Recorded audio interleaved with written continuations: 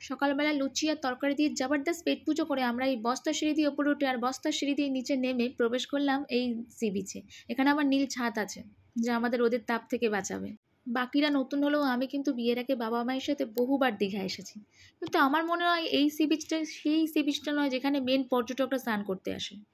এখানে আসার সময় রাস্তায় অটোওয়ালা বলছিল যে এটা নাকি মোহনার দিকে, তাই আমাদের সবার কাছেই এটা একদমই নতুন। গরম গরম হাওয়ার সাথে ঠান্ডা ঠান্ডা ডাবের জল, এটা যেমনই আরামদায়ক তার সাথে ডাবের শ্বাসটা তেমনই লোভনীয়, কি বলো?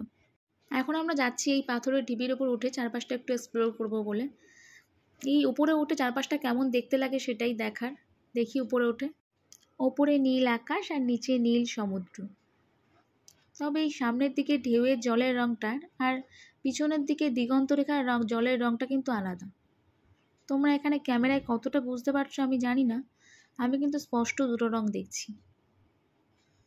সামনের দিকে জলের রঙটা একটু হালকা ঘোলাটে আর পিছনের দিকের জলের রঙটা আরও গাঢ়, আরও সুন্দর। সাগরের ঢেউয়ের এই অবিরাম ভাঙা করা যেন আমাদের জীবনের ওঠাপড়ার মতোই অনন্ত শাশ্বত সত্যের প্রতীক। তা যেমনই সুন্দর তেমনই তার গতিশীল ছন্দময় সুর। তবে মাঝখানে এইটা যে এখানে কি ছিল আমি বুঝতে পারছি না, আমি এখানে আগে কখনো আসিনি।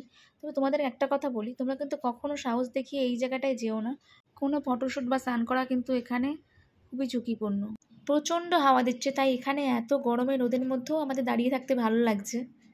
এখানে আমরা নিজেদের ইচ্ছে মতো বেশ কিছুক্ষণ সময় কাটিয়ে বাড়ির সকলের বারণ শুনেও চলে আসলাম এই দাদুর দোকানে রাবড়ি মটকা খেতে। সবাই বলছিল বটে যে খেতে ভালো হবে না, কিন্তু একটা টেস্ট তো করা যেতেই পারে, কি বলো? ভালোই খেতে, এটা একদমই বাজে নয়, আমাদের ভালোই লেগেছে। আজকের মতো ভিডিও এতটুকুই। তোমাদের ভিডিও ভালো লাগলে প্লিজ লাইক, কমেন্ট এবং সাবস্ক্রাইব করে দিও। তোমাদের সাথে দেখা হচ্ছে নেক্সট ভিডিওতে।